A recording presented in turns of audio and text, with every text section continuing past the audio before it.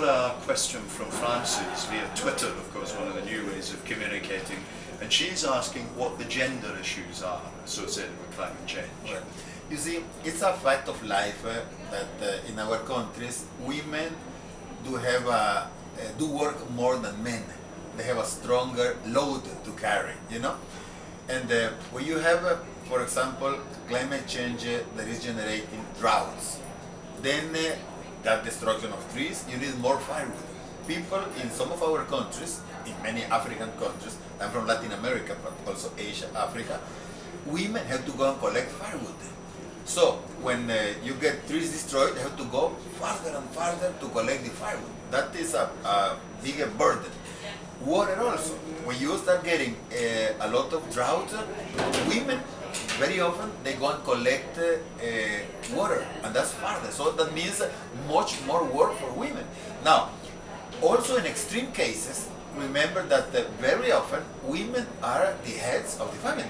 That means they have to take care of small, sometimes babies or little kids. When you have something like a hurricane, can you believe? When you are a woman, for example, and you have to take care of 3 or 4 kids, I mean, that's a really complicated situation. So climate change really does have a gender component. And it'll be food as well, because many women are the agriculturalists, aren't they? Certainly. When you have, for example, all the land that is being eroded, you know, and the food doesn't grow that much, then women also have to do a lot of work.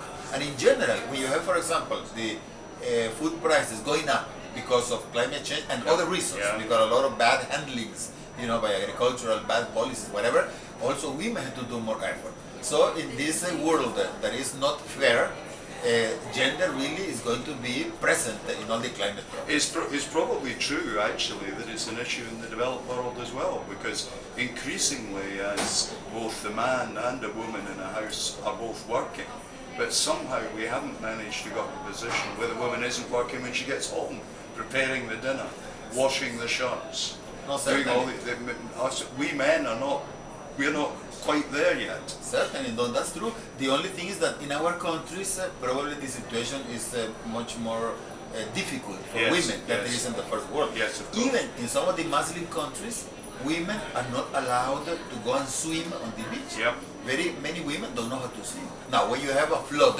like for example a tsunami, you know, some men, more or less, they can manage to survive. Women don't know how to swim. So even I think that's absolutely fascinating. I would never have known that if you hadn't told me. That happened in Southeast Asia. Right. That a lot of women just didn't know how to handle the, you know, that amount of water. So men could survive. I mean, it's even difficult for men also, because you may have a tree coming down and, you know, hit you or whatever. But when, for women, the situation is certainly far much worse. So that component of gender, I think, it must be included also in the climate change discussions. Yeah.